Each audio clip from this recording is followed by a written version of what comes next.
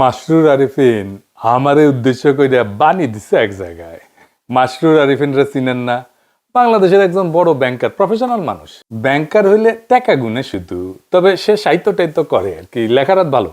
আমি যাদেরকে বাঙ্গু সুশীল বলি, সেই গ্রুপের একজন প্রতিনিধি কইতে পারেন। সে কি কইছে সেটা আগে শুনে আসি। আমি ওই পিনাকিদাকেই আবার বলবো, ওনার উদ্দেশ্যেই বলবো, আমরা কেউই পারফেক্ট না। উই আর ভেরি মাচ একই মানুষ, ন্যায় বিচারের পক্ষে আজকে দাঁড়াই, একই মানুষ আর এক সিজনে চুপ থাকি, একই মানুষ সকালে ভালো, একই মানুষ বিকালে খারাপ। আমরা কেউই পারফেক্ট না।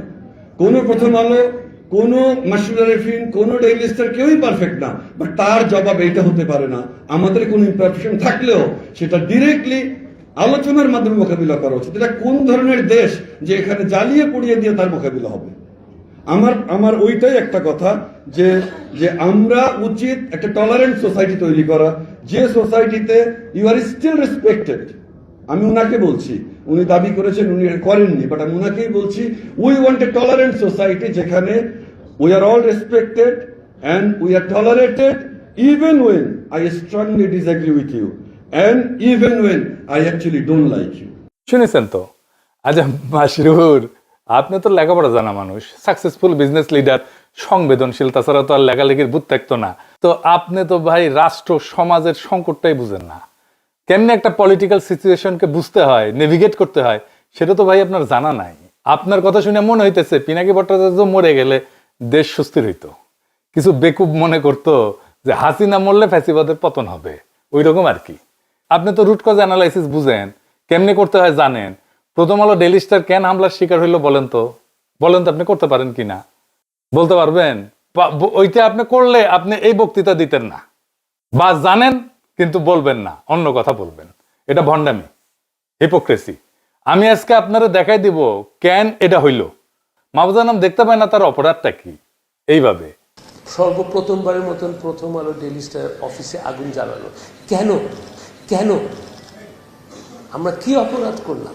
হাসিনাও দেখতে পায় না, তার অপরাধটা কি? অন্যভাবে দেশবাসীর কাছে আমি বিচার চাই, কি অপরাধটা কি করেছি।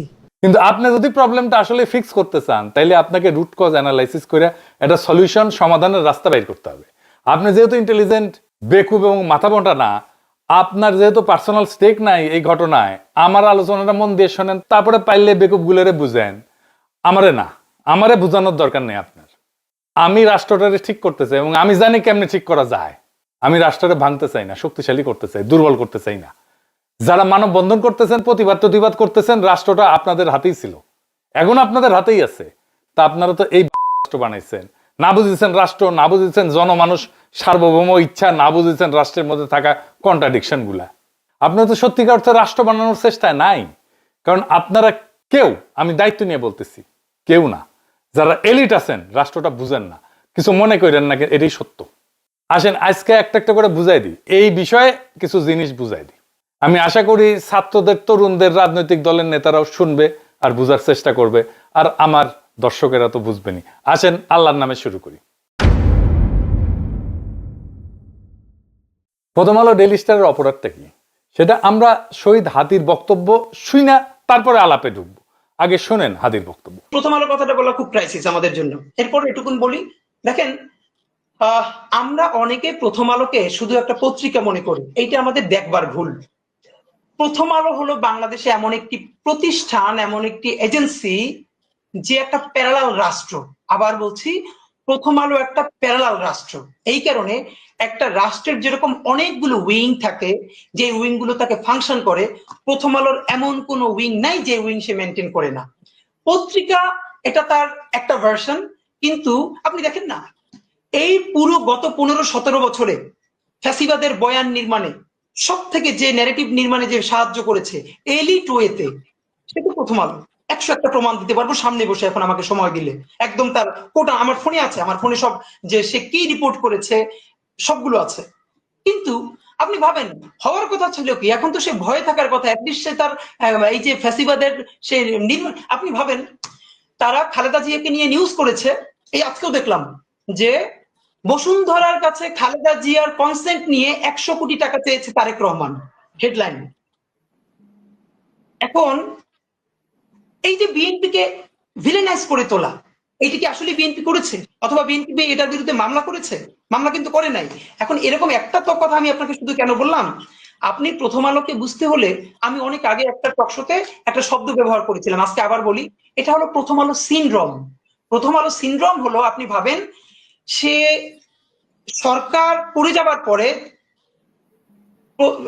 গত 2 বছর আগে সম্ভবত, আর 21 বা 22-এ প্রথম আলো তার প্রথম পেজে শেখ হাসিনার জন্মদিন উপলক্ষে, যদিও ওটা স্পন্সর ছিল, সম্ভবত বিজ্ঞাপন ছিল, তার জন্মদিনের শুভেচ্ছা চেপেছে 1 পৃষ্ঠা জুড়ে।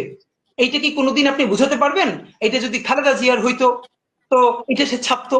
এটা তার একটা ব্যাখ্যা দাঁড় করায়, এটা নিয়ে আমরা কথা বলবো না। দেখেন, সে কি ছাপবে কি ছাপবে না, সে কাকে ভালো বলবে কাকে ভালো বলবে বলবে না, এইটা নিয়ে আমাদের কোনো কথা থাকতে পারে না। কারণ প্রত্যেকটা মিডিয়া এজেন্সি নিজস্ব ন্যারেটিভ থাকে এবং তার স্বাধীনতা আছে, কিন্তু তার যেটা স্বাধীনতা নাই, একজন নিরপরাধী মানুষকে জঙ্গি বলে তার জীবনকে শেষ করে দেয়ার। তার স্বাধীনতা নাই যে যে অপরাধ করে নাই, সেই অপরাধ হিসেবে তাকে ন্যারেটিভ নির্মাণ করে তাকে অপরাধী হিসেবে জীবন ধ্বংস করে দেয়ার। প্রথম আলো কোন নিউজ কাভার করবে, কোন নিউজ কাভার করবে না, এটা নিয়ে আমার কোনো কথা বলার থাকতে পারে না, কারণ এটা তার প্রাইভেট পলিসি, যে তার পলিসি নিজের মতো নির্মাণ করবে। কিন্তু আমার কথা হলো, যে জঙ্গিবাদে সংশ্লিষ্ট ছিল না, আপনি তাকে জঙ্গি বলে বলে বলে বলে বলে বলে একটা ঘটনা আজকে বলি, এখানে আমি শেষ করি শুধু একটা। আমাকে গতকালকে শাপলা চত্বরে শহীদ হয়েছেন বুয়েটের শিক্ষার্থী রিহান, তাকে নিয়ে পরশু বুয়েটের সিএসসি ডিপার্টমেন্টে শোক সভা এবং দোয়া মাহফিল হয়েছে, সেখানে আমি ছিলাম। তার বোন এখন নর্থ সাউথের টিচার। আমাকে তার বোন গতকাল রাতে 2টো লিঙ্ক পাঠিয়েছেন প্রথম আলো। সেটা হলো 2013-তে শাপলা চত্বরে যে শহীদ রেহান মারা গেলেন, মানে শহীদ হলেন, তাকে হত্যা করা হলো, সেই সময় প্রথম আলো কি নিউজ করেছে সেই লিঙ্কটা। আর গতকালকে তার মা এবং তার বোন ইন্টারন্যাশনাল যে নতুন ট্রাইব্যুনাল গঠিত হয়েছে এই করার জন্য, সেখানে তারা নালিশ নিয়ে গেছে এইটার বিচারের জন্য, সেইটাও তারা নিউজ করেছে। দেখেন, রেহানের মা বলছে বক্তব্যে, যেটা সকল টিভিতে এসেছে, আমাদের কাছেও আছে, রেহানের মা বলছে, আমার ছেলে 5 তারিখের আগে যে আন্দোলন হয়েছে হেফাজতের, সেইটার প্রতি সংহতি জানাতে গিয়ে সে আগেও গিয়েছে, তাকে রামদা দিয়ে কোপ দেওয়া হয়েছে, সেই জখম হাত নিয়ে সে বুয়েটে এসেছে, তার বন্ধুরা বলেছে। 5 তারিখ এই জনতার আন্দোলনে অংশগ্রহণ করতে গিয়ে তারপরে সে আবার হত্যাকাণ্ডের শিকার হয়েছে। একবারও সে বলে নাই যে আমার ছেলে এই আন্দোলন দেখতে গিয়েছিল, সে অ্যাডভেঞ্চারাস ছিল, সে মারামারি দেখতে গিয়েছিল, তারপরে মারা গিয়েছিল। সে বলেছে আমার ছেলে এই আন্দোলনের প্রথম থেকে ছিল, তারপরে সে আবার আন্দোলনে গেছে এবং সে শহীদ হয়েছে। 2013 তারিখের 6 মে প্রথম আলো নিউজ করেছে, যেহেতু এটা বুয়েটের ব্যাপার, এটা যদি লেখে বুয়েটের কেউ আন্দোলনে শরিক হয়, তাহলে খুবই এলিটপনা নষ্ট হয়ে যায়, সুশীলপনা শাহবাগীপনা। প্রথম আলো নিউজ করেছে, তার মা নাকি বলেছে যে আমার ছেলে খুবই অ্যাডভেঞ্চার প্রিয়, তাই সে সেখানে দেখতে গেছে যে ওখানে মারামারিটা কি হচ্ছে, এরপরে সে গুলি লেগে নিহত হয়েছে। অথচ রেহানের মা সেদিনও বলেছে আমার ছেলে অ্যাডভেঞ্চার প্রিয়, কিন্তু আমার ছেলে সেটা দেখতে চায় না, আমার ছেলে সে আন্দোলনে গেছে এবং সে শহীদ হয়েছে। আপনি ভাবেন, তাহলে সেই নেগেটিভ তার মায়ের বক্তব্য যে সে মিথ্যা প্রোট করেছে, সে কি সরি বলেছে, সে কি ক্ষমা চেয়েছে? শুনলেন তো, এই কম বয়সী ছেলেটা কি ক্ল্যারিটি নিয়ে, কি পরিচ্ছন্নতা নিয়ে, কি স্বচ্ছতা নিয়ে কথাগুলো বলতেছিল। আমি জানি বক্তব্যের পরেও আপনারা সুশীলেরা আপনারা এটা বুঝবেন না যে প্রথম আলোর অপরাধটা কি। আরো খুলে বলি, ভালো হয়েছে সবাই আমার পাঠক দর্শকেরা ছাত্ররা এইটা খুঁটিনাটি বুঝতে পারবে, তাতে এই এলিটদের ভণ্ডামিটাও পাশাপাশি বুঝে যাবে। একটা কার্যকর রাষ্ট্র, একটা সমাজ গড়তে প্রথমে কোন জিনিসটা লাগবে বলেন তো? একটা জিনিস লাগবেই, ওইটা ছাড়া আপনি সমাজ বা রাষ্ট্র গড়তে পারবেন না, গড়লেও টিকাইতে পারবেন না, পারবেনই না। আপনি যত মানব বন্ধন করেন, যত দমন পীড়ন করেন, যত সুশীল কথা বলেন, যত দার্শনিক কথা বলেন, যত লেখাপড়া করেন, যত সমৃদ্ধি আনেন, আপনি রাষ্ট্র করতে পারবেন না। সেটা কি কি না থাকলে রাষ্ট্র করা যাবে না, সেটা হইতেছে ইনসাফ। ইনসাফ, ন্যায়ের ধারণা। সমাজ বা রাষ্ট্র যদি ইনসাফ কায়েম করতে না পারে, সে সমাজ টিকে না, সে রাষ্ট্র টিকে না। তাহলে ইনসাফ কায়েম হয় কিভাবে সমাজে বা রাষ্ট্রে? প্রথমত হইতেছে যে সমস্ত ইনস্টিটিউশন আছে, যেমন আদালত, আইন, রাষ্ট্র, সংসদ। এখন বলেন আপনি এই আদালতে, বাংলাদেশের আদালতে আপনি জাস্টিস পান, ন্যায় বিচার পান? পাইলে তো খালেদা জিয়াকে জেলে যেতে হয় না, তাই না? এই আদালত, আইন, রাষ্ট্রের ইনস্টিটিউট পৃথিবীর কোনো দেশেই ইনসাফ কায়েম করতে পারে না। কেন পারে না জানেন? অনেকগুলো কারণ আছে। তার মধ্যে একটা বড় কারণ হইতেছে মানুষের সেন্স অফ জাস্টিস, বা মানুষের ন্যায়ের ধারণা, ইনসাফের ধারণা, এটা বলে একটা জিনিস থাকে। এই যে পিপলের জাজমেন্ট আর লিগাল জাজমেন্ট, এই সিস্টেম, এই দুইটা অনেক সময় দুই প্রান্তে থাকে। আমি একটা উদাহরণ দিয়ে বুঝাই। আমাদের যৌবনকালে একটা বিটিভিতে খুব জনপ্রিয় সিরিয়াল ছিল, কোথাও কেউ নেই। হুমায়ুন আহমেদের লেখা, আসাদুজ্জামান নূর আর শোভানা মোস্তফা অভিনয় করেছিল। আসাদুজ্জামান নূর একজন মাস্তান, পাড়ার মাস্তান, সংবেদনশীল মাস্তান, 70 দশকে যেমন থাকতো আর কি। তার একটা মিথ্যা খুনের মামলায় ফাঁসায় দেওয়া হয়। একটা অংশ দেখেন। যদিও দুই অভিনেতা অভিনেত্রী আওয়ামী ফ্যাসিবাদের পান্ডা, কালচারাল ফ্যাসিস্ট, তাও দেখেন। এসব ছেড়ে দিতে পারেন না? অনেক তো করলেন।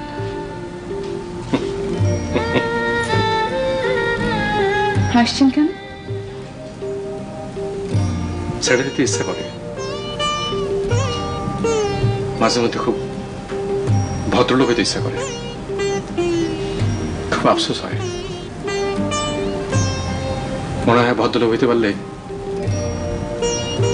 তুমি হয়তো আমার সঙ্গে কঠিন ব্যবহার করতে না, তাহলে হয়তো এটা পার্কে তোমাকে নিয়ে আমি হাঁটতে পারতাম। আজ আপনার কি হয়েছে বাকের ভাই? কিছু হয় নাই। আচ্ছা আমি যাই। তো আসাদুজ্জামান নূরের ক্যারেক্টারের নাম ছিল বাকের ভাই। এই বাকের ভাইয়ের ফাঁসি দেয় আদালত। টিভি নাটক, বাস্তবের ঘটনা না কিন্তু। কিন্তু নজিরবিহীন ভাবে মানুষ রাস্তায় নেমে আসে, ভাঙচুর শুরু হয়, পুলিশ মোতায়েন করতে হয়। হুমায়ুন আহমেদকে হুমকি দেওয়া হয় যেন বাকের ভাইকে ফাঁসি দেওয়া না হয়, পর্দায়, টিভিতে। আচ্ছা, এইবার মাসরুর আরেফিন, আপনি বলেন তো, পর্দার একজন ফিকশনাল ক্যারেক্টার, এইটার জন্য এইভাবে মানুষ রাস্তায় নেমে আসছিল কেন? বলতে পারবেন? আমি জানি বলতে পারবেন না। বলবেন আবেগ টাবেগ ইত্যাদি মেলা কিছু, নস্টালজিয়া।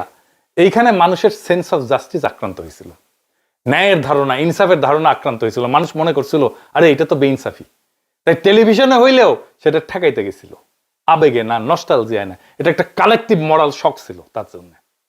আপনি দেখবেন যে গাড়িতে, মানে পাবলিক ট্রান্সপোর্টে, ও এসি গাড়িতে না, এই সাধারণ গাড়িতে, রিক্সায় পিছনে অশুদ্ধ বাংলায় লেখা থাকে, মানুষের বিবেকের আদালতই মানুষের সর্বোচ্চ আদালত। ওরা গভীর দার্শনিক আলাপকে খুব সহজভাবে এইভাবে লিখে, বুঝতে পারছেন? তো কেন আপনার ইনস্টিটিউশনাল আদালত, আইন, এই যে পিপলের জাস্টিস বা ন্যায়ের ধারণাকে রিফ্লেক্ট করতে পারে না, এটাকে ধারণ করতে পারে না? জানেন এটা কেন পারে না? এই জন্যই গান লিখতে হয়, বিচারপতি তোমার বিচার করবে যারা আজ জেগেছে সেই জন্য।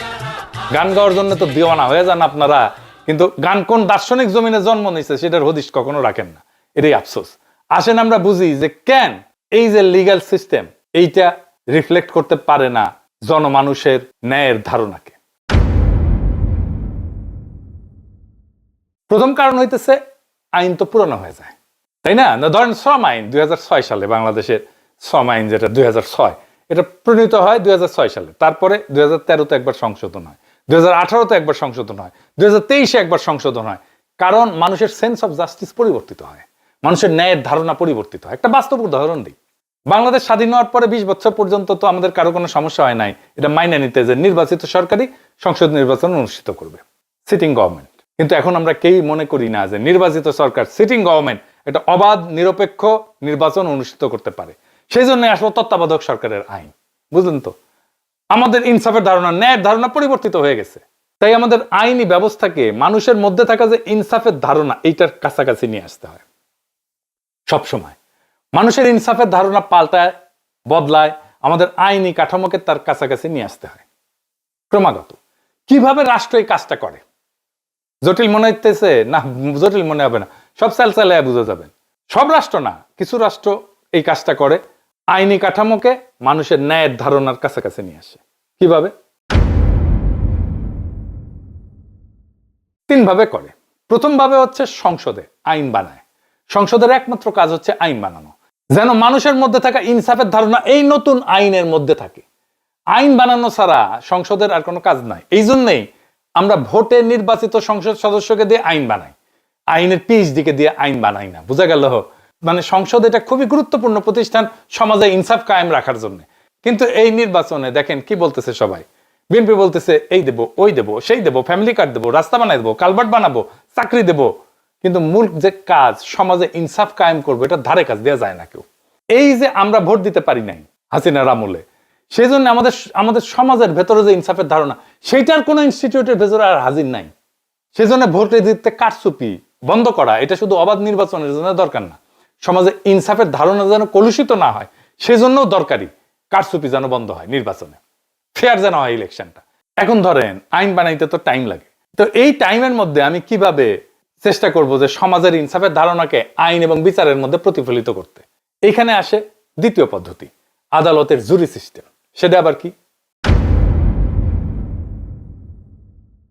আদালতের জুরি সিস্টেম মানে হলো বিচারের সময় শুধু একজন জাজ বিচার করবে না বা একটা প্যানেল অফ জাজ বিচার করবে না, সাধারণ মানুষের মধ্যে থেকে, জনতার মধ্যে থেকে বাছাই করা কয়েকজন নাগরিকও এই মামলার প্রমাণ শুনে সিদ্ধান্তে অংশ নেবে। এতে আদালতের রায় কেবল বইয়ের লিখিত আইন পুরানো নিয়ম অনুযায়ী হবে না, বর্তমান সমাজের ন্যায়বোধ, মানুষ কাকে ন্যায্য মনে করে সেটার প্রতিফলন ঘটবে। সেজন্যই জুরি। জুরি আসলে আদালতের ভেতরে জনগণের কণ্ঠ। বাংলাদেশে এই ব্যবস্থা নাই, কারণ এইখানে বিচার ঐতিহাসিকভাবে আমলাতান্ত্রিক ঔপনিবেশিক কাঠামোর উপরে দাঁড়ানো। এইখানে জজ বিশেষজ্ঞ, সেই সব জানে, জনগণ জানে না। এর ফলে অনেক সময় আদালতের রায় আইনসম্মত হয় হইলেও মানুষ নৈতিকভাবে তার ন্যায্য মনে করে না। তখন জনগণের সেন্স অফ জাস্টিস আদালতের ভেতরে জায়গা না পেয়ে বাইরের রাস্তায়, আন্দোলনে, ক্ষোভে, সহিংসতায় বেড়ায় আসে। আদালতে জুরি না থাকায় মানুষের যে বিচারবোধ, ন্যায়বোধ, সেটা আদালতের দরজার বাইরে পড়ে থাকে। আর সেই দরজার বাইরে জমে থাকা ক্ষোভই সমাজে অস্থিরতা তৈরি করে। জুরি মানে জনগণকে বিচার ব্যবস্থার ভেতরে ঢুকতে দেওয়া, আর সেটা মানে রাষ্ট্রের উপরে জনগণের একটা নৈতিক নিয়ন্ত্রণ প্রতিষ্ঠা করা। তো এটা তো নাই বাংলাদেশে জুরি সিস্টেম। তাইলে হাসিনা আমলে কোন জিনিসটা এই দায়িত্বটা পালন করতে পারত, যে ইনসাফের ধারণা আমাদের ইনস্টিটিউশনের মধ্যে নিয়ে আসা, আমাদের জাস্টিস সিস্টেমের মধ্যে নিয়ে আসা? কোনটা? সেটা হইতেছে মিডিয়া। হাসিনা ওইগুলোকে সিস্টেমেটিক্যালি বন্ধ করে দিচ্ছে, আমার দেশ বন্ধ করে দিচ্ছে, দিগন্ত টিভি বন্ধ করে দিচ্ছে। মিডিয়া জনগণের যে সেন্স অফ জাস্টিস, ইনসাফের ধারণা, এটা তুলে ধরতে পারে। কারণ দার্শনিকভাবে মিডিয়াই সেই জনপরিসর যেখানে আইন না, নৈতিক বৈধতা গঠিত হয়, সত্য তৈরি হয়, ন্যারেটিভ তৈরি হয়। আর মিডিয়া যদি এই দায়িত্ব ছেড়ে দিয়ে কেবল ক্ষমতার ভাষা অনুবাদ করে, তাইলে জনগণের সেন্স অফ জাস্টিস বা ইনসাফের ধারণা আদালতে বা সংসদে না, রাস্তায়, ক্ষোভে, সহিংসতায় প্রকাশ পায়। ইতিহাসে বারবার দেখা গেছে মিডিয়া নীরব হলে ন্যায় বিচার শব্দ হারায়, আর শব্দ হারাইলে মানুষ তখন শরীর দিয়ে কথা বলতে চায়। ফরাসি দার্শনিক এতিয়ান বালিভার উনি বলছেন যে counter violence born from exclusion. আপনি যখন আমার কণ্ঠস্বরকে থামাই দিবেন, বন্ধ করে দিবেন, তখন এটা ভায়োলেন্স হিসেবে বাড়ায় আসে, সহিংসতা হিসাবে বাড়ায় আসে। ওই যে হাদি বলছে না শহীদের মায়ের কথা, এটা শুধু চাপাই দেয় নাই প্রথম আলো, সে তার বক্তব্যকে বিকৃত করছে। আবার দেখেন ওই অংশটা, রিতা সাহেব। আমাকে গতকালকে শাপলা চত্বরে শহীদ হয়েছেন বুয়েটের শিক্ষার্থী রিহান, তাকে নিয়ে পরশু বুয়েটের সিএসসি ডিপার্টমেন্টে শোক সভা এবং দোয়া মাহফিল হয়েছে, সেখানে আমি ছিলাম। তার বোন এখন নর্থ সাউথের টিচার। আমাকে তার বোন গতকাল রাতে দুটো লিঙ্ক পাঠিয়েছেন প্রথম আলো। সেটা হলো 2013-তে শাপলা চত্বরে যে শহীদ রেহান মারা গেলেন, মানে শহীদ হলেন, তাকে হত্যা করা হলো, সেই সময় প্রথম আলো কি নিউজ করেছে সেই লিঙ্কটা। আর গতকালকে তার মা এবং তার বোন ইন্টারন্যাশনাল যে নতুন ট্রাইব্যুনাল গঠিত হয়েছে এই করার জন্য, সেখানে তারা নালিশ নিয়ে গেছে এইটার বিচারের জন্য, সেইটাও তারা নিউজ করেছে। দেখেন রেহানের মা বলছে বক্তব্যে, যেটা সকল টিভিতে এসেছে, আমাদের কাছেও আছে, রেহানের মা বলছে আমার ছেলে 5 তারিখের আগে যে আন্দোলন হয়েছে হেফাজতের, সেইটার প্রতি সংহতি জানাতে গিয়ে সে আগেও গিয়েছে, তাকে রামদা দিয়ে কোপ দেওয়া হয়েছে, সেই জখম হাত নিয়ে সে বুয়েটে এসেছে। তার বন্ধুরা বলেছে 5 তারিখ এই জনতার আন্দোলনে অংশগ্রহণ করতে গিয়ে তারপরে সে আবার হত্যাকাণ্ডের শিকার হয়েছে। একবারও সে বলে নাই যে আমার ছেলে এই আন্দোলন দেখতে গিয়েছিল, সে অ্যাডভেঞ্চারাস ছিল, সে মারামারি দেখতে গিয়েছিল, তারপরে মারা গিয়েছিল।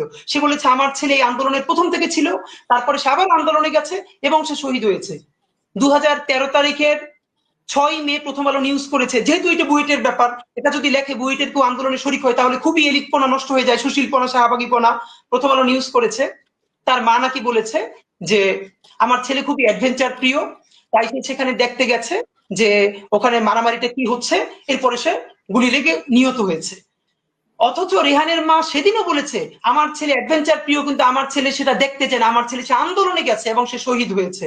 আপনি ভাবেন তাহলে সেই নেগেটিভ তার মায়ের বক্তব্য যে সে মিথ্যা রিপোর্ট করেছে, সে কি সরি বলেছে, সে কি ক্ষমা চেয়েছে? শুধু কি তাই, আমরা হাদির কাছ থেকে শুনি যারা হাসিনার ফ্যাসিবাদের বৈধতা তৈরি করছিল তাদের প্রথম আলো কিভাবে রক্ষা করতে আসছিল।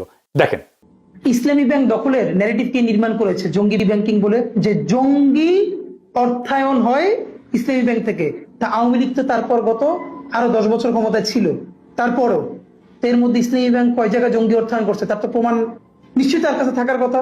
যেহেতু নাই, তাইলে আপনি আবুল বারাকাতের কোনো বিচার করছেন যে সে এই যে যুগলবন্দি কলাম লেখা লেখা ইসলামী ব্যাংকে ধ্বংস করতে দিল? কই, বরং কি হইল, আবুল বারাকাতের আমলে কি সুশীল, অথচ তার সময় কত টাকা জনতা ব্যাংক থেকে বেহাত হয়েছে আওয়ামী লীগের কাছে। আপনি যখন ঘৃণা ভরে তার বিরুদ্ধে মামলা করবেন কেন? যদি হাসিনা প্রধানমন্ত্রী থাকার কারণে হাসিনার র্যাবের প্রধান গুলি করে মানুষ মারলে তার যদি দায়ভার হাসিনার উপর যায়, তাহলে জনতা ব্যাংকের চেয়ারম্যান থাকার পর জনতা ব্যাংক থেকে যে হাজার হাজার কোটি টাকা পাচার হয়েছে তার দায় আবুল বারাকাতের উপরে যাবে না? না, সেটা আবার যাবে না। এই হলো বঙ্গবুদ্ধিজীবিতা। বরং তারে যখন সেইটার জন্য অ্যারেস্ট করা হবে তখন প্রথম আলোতে যুগলবন্দি কলম আসবে, আমরা একজন শিক্ষকের এইরকম অবমাননা দেখতে চাই না। অথচ এই শিক্ষক অর্থ পাচারকারী শুধু না, ব্যাংক লুটেরাদের ন্যারেটিভ নির্মাণ করছে। এরকম তো 50 জনের নাম বলতে পারবো। তাদের ব্যাপারে আমাদের ডকুমেন্টেশন কই? তো বাংলাদেশের জনগণের ভোটের অধিকার নাই, কথা বলার অধিকার নাই, জুরি সিস্টেম নাই, কিন্তু মিডিয়া সেই ফাংশনটা নিতে পারতো, নেয় নাই। শুধু যে নেয় নাই তাই না, তারা ফ্যাসিবাদের পক্ষে দাঁড়াইছে।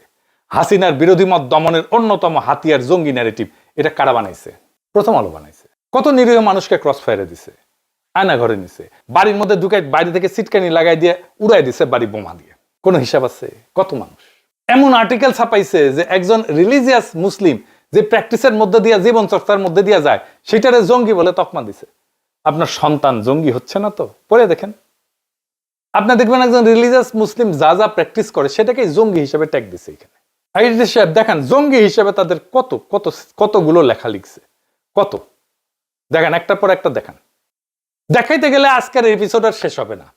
তাই জাস্টিস সিস্টেম বা আইন আদালত আর জনগণের সেন্স অফ জাস্টিস, এই দুইটার মধ্যে দেয়া নেয়া বা সার্কুলেশন বন্ধ হইলে জনরোষ জন্মায়। এই জনরোষ সিস্টেম ফেলিওরের বাই প্রোডাক্ট। জনগণ বিশৃঙ্খলা করতে চায় না, জনগণের এজেন্ডা না এটা, সে শান্তি চায়। বিশৃঙ্খলা আসে যখন তার এজেন্ডায়, তার কথায় কেউ কর্ণপাত করে না। বিপ্লবের পরে প্রথম আলোতে গিয়া ছাত্র উপদেষ্টারা বই প্রকাশ করলো, প্রোগ্রাম করলো, জনগণ বিস্ময়ের সাথে লক্ষ্য করলো যাদের এই ফ্যাসিবাদ কায়েমের জন্য জেলে নেওয়া দরকার ছিল, জবাবদিহিতার মধ্যে আনার দরকার ছিল, তারাই ম্যানেজ করে ফেললো বিপ্লবের মধ্যে থেকে তৈরি হওয়া ক্ষমতাকে।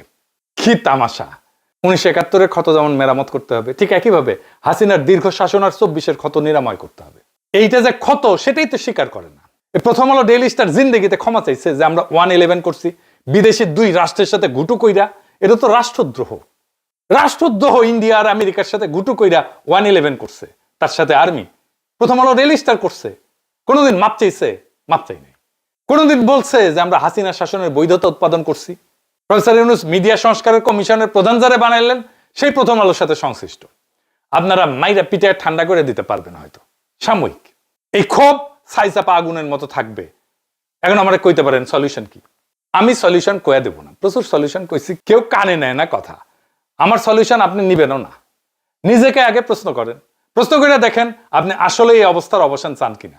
অবসান চাইলে আগের কোনো সিস্টেম এটা সলভ করতে পারবেন না। আপনারা অনেক কিছু করতে পারবেন, কিন্তু এটা ভুলেন না আন্তর্জাতিক মিডিয়া আপনাদের প্রো ইন্ডিয়া বলে। এইটা সাহেব দেখা দেন কোথায় প্রো ইন্ডিয়া লিখেছে। আমি এটা বুঝি না কেন প্রথম আলো ডেইলি স্টারের মালিক পক্ষ মাহফুজা নাম আর মতিউর রহমানের কর্তৃত্বের উপরে, তাদের উইজডমের উপরে ভরসা করতেছে। এই জন্যই পাবলিক ওয়াচ লাগে। এটা যদি শেয়ার মার্কেটে শেয়ার টেয়ার থাকলো না, শেয়ার হোল্ডাররা ক্যাক করে ধরলো না। কেন তারা একটা কনস্ট্রাকটিভ এনগেজমেন্টের দিকে যাচ্ছে না? তারা মনে করতেছে বিএনপিকে তো ম্যানেজ করেই ফেলেছি, সব ঠিক করে ফেলবো। জি না, দুনিয়া বদলায় গেছে, ক্ষমতার এখন প্রচুর কেন্দ্র। বিএনপি বাংলাদেশের ন্যারেটিভ নিয়ন্ত্রণ করে না। এটা যতদিন আপনারা ঝুলাই রাখবেন ততদিন আপনাদের সমস্যার সমাধান জটিল থেকে জটিলতর হবে। বাংলাদেশের সমস্যা বিশৃঙ্খলা না, বাংলাদেশের সমস্যা জনতা না, বাংলাদেশের সমস্যা অপরাজনীতিও না। বাংলাদেশের সমস্যা হলো রাষ্ট্র এবং জনগণের ন্যায়বোধের মধ্যে সার্কুলেশন বন্ধ হয়ে যাওয়া। যে রাষ্ট্র জনগণের ইনসাফের ধারণাকে আইনে ঢুকতে দেয় না, আদালতে শুনতে দেয় না, ভোটে আপডেট হইতে দেয় না, আর মিডিয়ায় উচ্চারিত হইতে দেয় না, সেই রাষ্ট্র একদিন আবিষ্কার করে মানুষ আইন দিয়া কথা বলে না, মানুষ তখন শরীর দিয়া কথা বলে।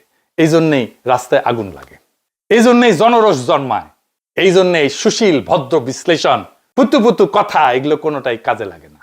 কারণ জনগণের জন্য তো জনরোষ কোনো এজেন্ডা না, এটা সিস্টেম ফেলিওরের বাই প্রোডাক্ট। আপনারা যারা মনে করেন কিছু মানুষকে চুপ করাইলে, কিছু মানুষকে মেরে ফেললে হাদির মতো, কিছু নেতা সরাই দিলে, কিছু ক্ষমতার সাথে সিস্টেম করে ঘুটু করে আসলে রাষ্ট্র সুস্থ হবে, সুস্থির হবে, আপনারা ভুল জায়গায় চিকিৎসা করতেছেন। রোগটা তো ব্যক্তির না, রোগটা মতেরও না, রোগটা দলেরও না, রোগটা হলো রাষ্ট্র জনগণের বিচারবোধকে, ন্যায়বোধকে রাষ্ট্রের ভিতরে ঢুকতে দেয় না। আর যে রাষ্ট্রে ইনসাফ কায়েম করতে পারে না, সে রাষ্ট্র যত উন্নয়ন করুক, যত সমৃদ্ধি করুক, যত মানব বন্ধন করুক, যত সুশীলতা দেখাক, সেটা টিকবে না। যত শক্তি দেখাক, টিকবে না। এটা হুমকি না, এটা ভবিষ্যৎবাণীও না, এটা ইতিহাসের নিয়ম।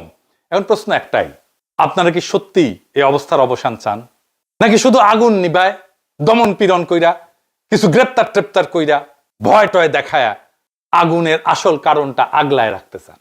যদি মনে করেন যে এটার চূড়ান্ত ফয়সালা করতে হবে, তাহলে ইনসাফকে প্রতিষ্ঠা করতে হবে, সবকিছু ঠিক হয়ে যাবে। লিখে রাখতে পারেন, সেই ইনসাফ প্রতিষ্ঠার লড়াইয়ে বাংলাদেশ আছে, সেইটার সাথে সামিল হন, সব ঠিক হয়ে যাবে ইনশাল্লাহ। ইনকিলাব জিন্দাবাদ।